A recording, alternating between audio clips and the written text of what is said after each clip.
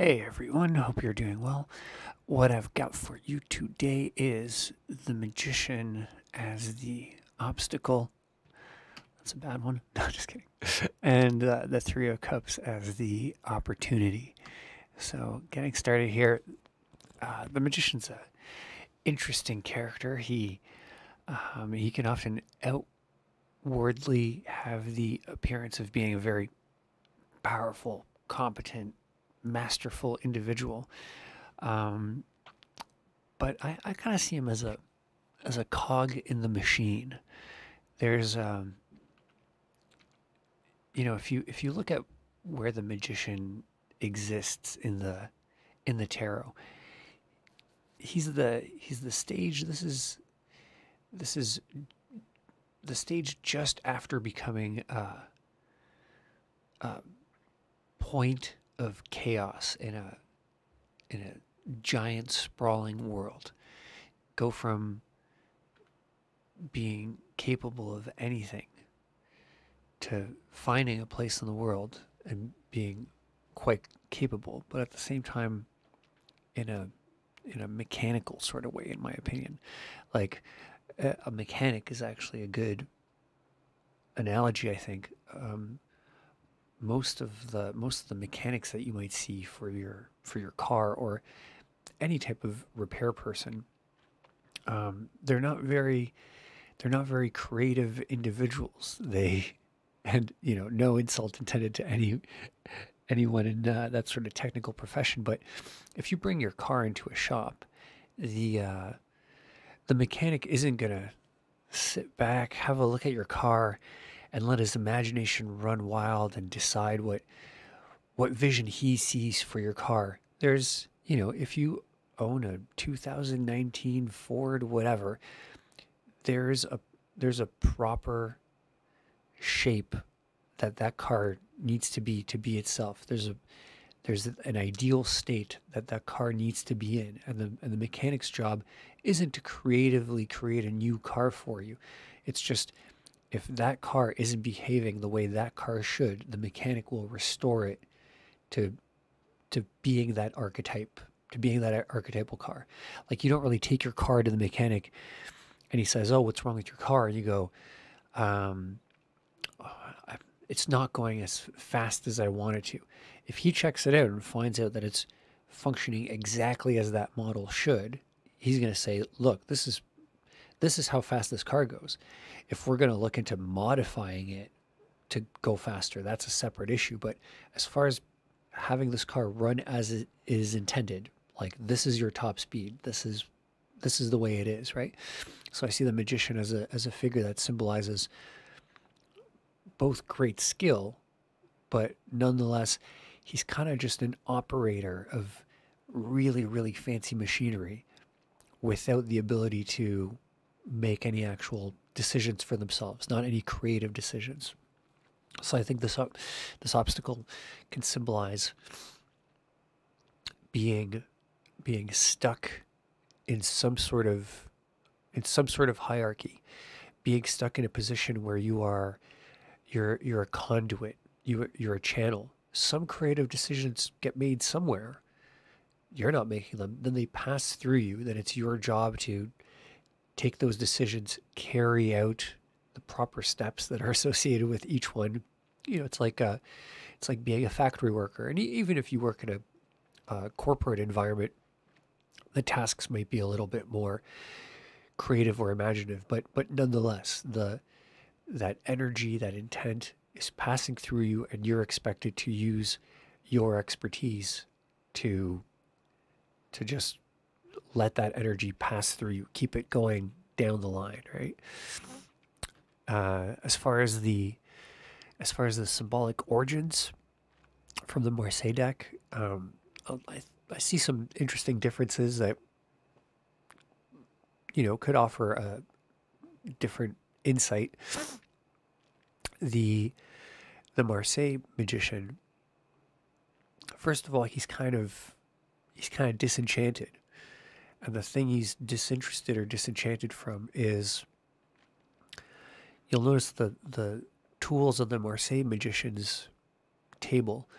Um, they're kind of like they're almost like toy versions of the symbols that represent the suits.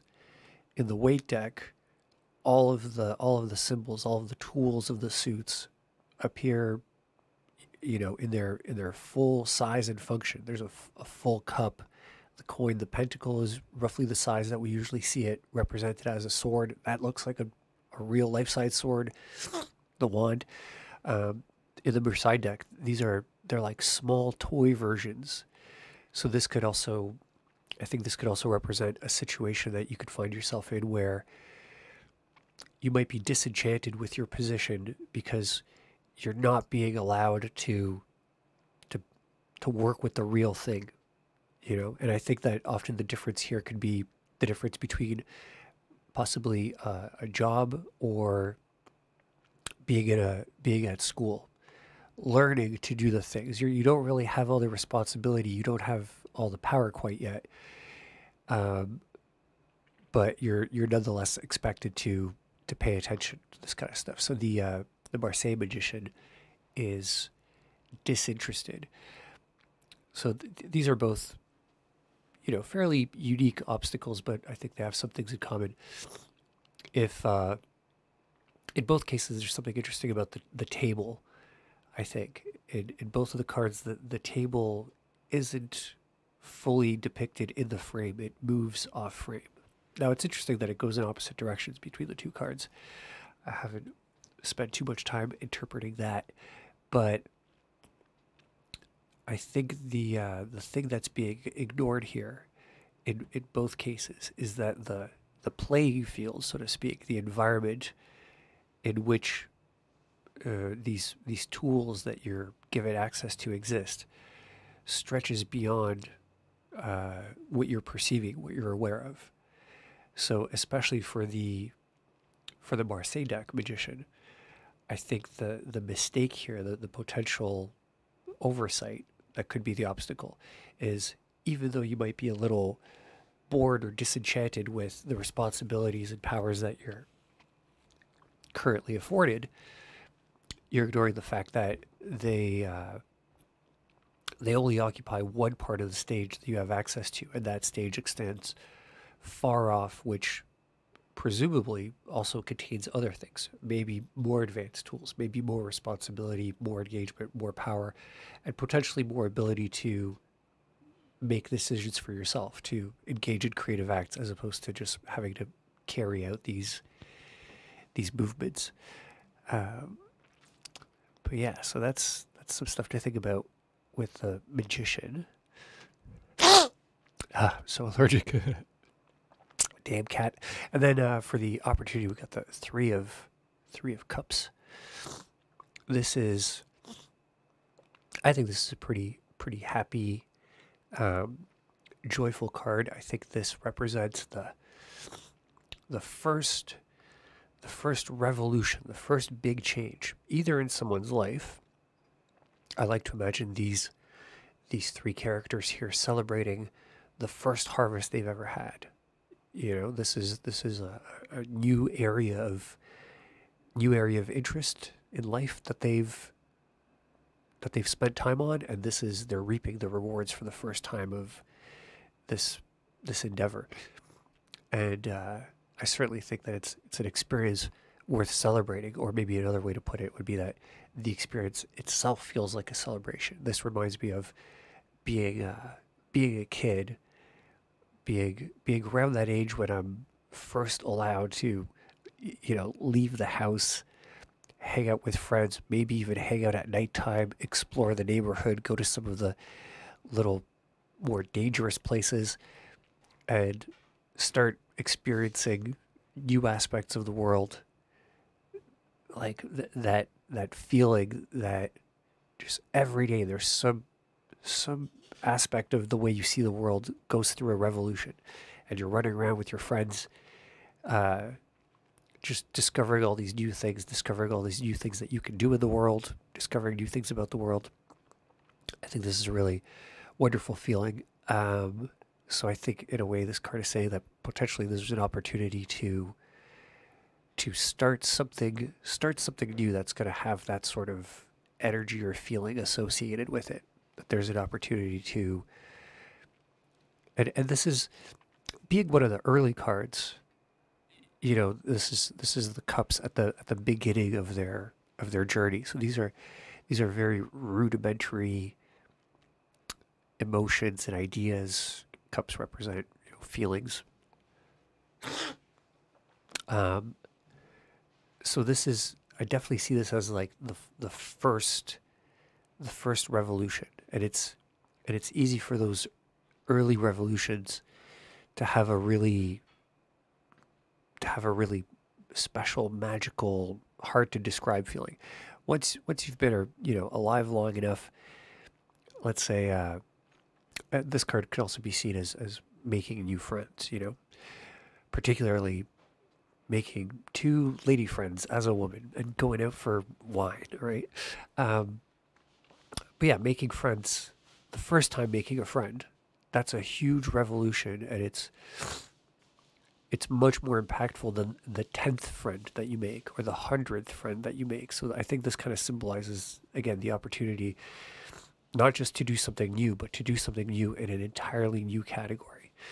Um, Another aspect of this that I think plays into that experience is I imagine these three characters celebrating their first successful harvest together because they worked on it together. This was a group project, and I particularly like that they are dressed in ways that indicate that they are of different temperament. One of them is wearing this red robe, which, as far as the colormancy of the tarot usually implies, is would be related to like the suit of wands, like energy, creative, sexual energy.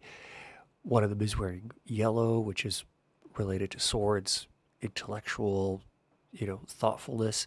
The other one is wearing white, which is lies outside of the four suits and generally symbolizes order and structure. So we got the one kind of we got the nerd, we got the tough guy that is the you know get things done action person.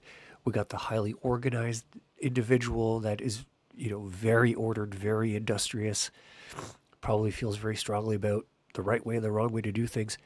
But nonetheless, these are people that came together to successfully bring this harvest to fruition. So yeah, I think the opportunity here is to have some sort of new experience in a whole new category in life. There's a good chance that that a requirement for this is working together with other people, and a good chance that those people aren't going to be exactly of the same mind as you are. As far as the Marseille card,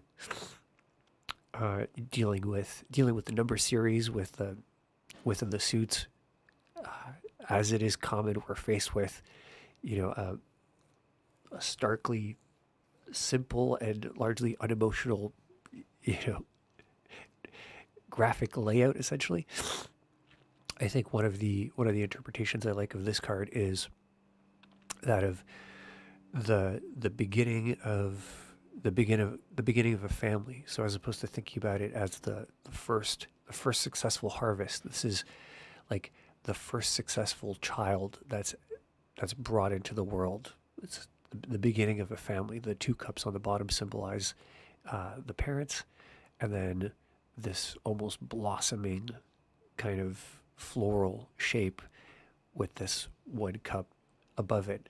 I like to see that as representing bringing a new life into the world. So also like one of those transformational experiences, right? Like obviously having kids is you know it's a fascinating, impactful, terrifying, beautiful, crazy experience. And I'm pretty sure for most people, I mean, most of the people that I've talked to that have had kids, they say, about their first kid, they say that it was, this indescribable. You can't compare it to anything else. And kind of hilariously, talking to people who have had multiple kids, they often, by the second or third kid, they adapt this kind of laid back attitude where they're like, yeah, yeah, been through this, been through this rodeo before. It's like 9 months, month seven, I got to deal with this thing. Then this happens, popping the kid out. But again, I think that paints the situation in a, contextually. I think it's a good analogy for like that.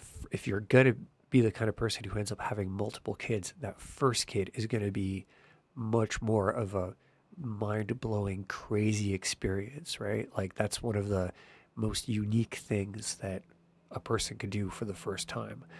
And then the second time, of course, it's going to be, it's still childbirth.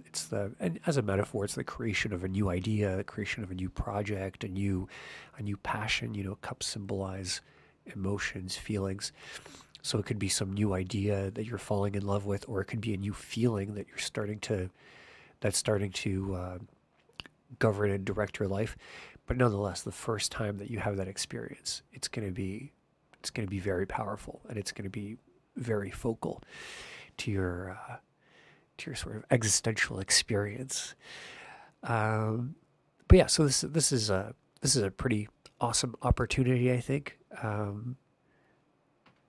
Yeah, magician. So the warning here would be um, to be aware, to be mindful, either of a situation for yourself where you could be disenchanted with what you have control over, not realizing that those skills, let's say, extend much farther. Also, not to be to be mindful of maybe being in a position where you don't actually have any input, any creative control. And a lot of people want that. A lot of people just want to be the gear in the machine. It's stable. It's they enjoy that. They don't want to. I mean, creative thought is exhausting. Jobs that require constant creative thought, like if you're a writer, if you're coming up with advertising campaigns every week and they all have to be mind-blowing, amazing ideas, that's a lot of pressure. That's a lot of mental effort. And this could also symbolize another individual.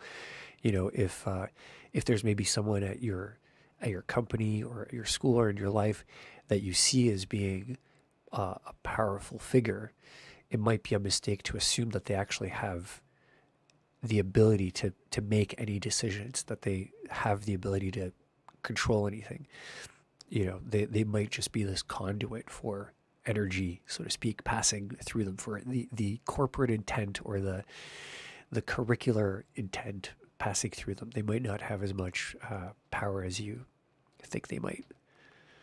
Yeah, and also you got an opportunity to experience a radical new thing. Oh yeah, the other thing about this card is like the threes kind of symbolize the, not only is it the first revolution, but it's the revolution that accumulates in the beginning of the forming of the identity of a person, of an individual. And I think it's also handy that this card depicts a group of individuals, because I think in a lot of ways we're defined, who we are is defined socially by the people around us. So this could be the birth of a new aspect of your identity, potentially a fundamental one. That is all. I hope you enjoyed it. Bonk the like button if you had a good time, and leave a comment if you want to be entered into a draw for a free one-on-one reading. Take care. Talk to you tomorrow.